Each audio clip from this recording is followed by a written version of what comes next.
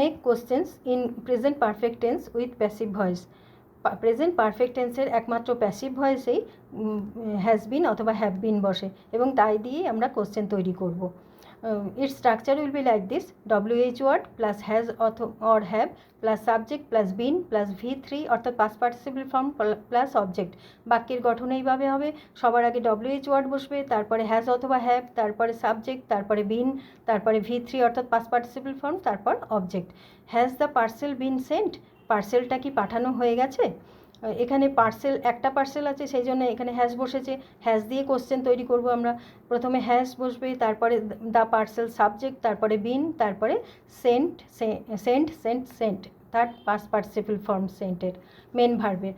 তারপরে when has the parcel been sent? কখন পার্সেলটি পাঠানো হয়েছে? এখানে WH ওয়ার্ড আছে, সেই জন্য সবার আগে WH ওয়ার্ড বসবে কোশ্চেনে, তারপরে হ্যাজ, তারপরে সাবজেক্ট, তারপরে বিন, তারপরে past participle form. Have the problems been solved? প্রবলেমগুলো কি সলভ হয়ে গেছে? এখানে প্রবলেমস মানে অনেকগুলো প্রবলেম, সেই জন্য হ্যাভ বসেছে। সবার আগে WH ওয়ার্ড নেই, তাই হ্যাভ দিয়ে প্রশ্ন শুরু হবে। হ্যাভ, তারপরে সাবজেক্ট, তারপর বিন, তারপর past participle form solved. When have the problems been solved? কখন প্রবলেমগুলো সলভ হয়েছে?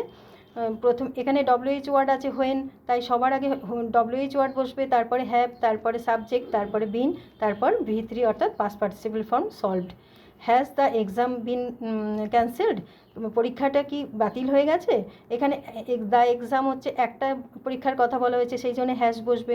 হ্যাজ দিয়ে কোশ্চেন তৈরি করব আমরা। প্রথমে হ্যাজ, তারপরে সাবজেক্ট, তারপরে বিন, তারপর V3 অর্থাৎ past participle form cancelled. When has the exam bin cancelled? কখন বা কবে পরীক্ষাটি বাতিল হয়েছে? এখানে WH ওয়ার্ড আছে হোয়েন, সবার আগে সেটা বসবে, তারপরে হ্যাজ, তারপরে সাবজেক্ট, তারপর বিন, তারপর ক্যান্সেলড অর্থাৎ পাস্ট পার্টিসিপল ফর্ম।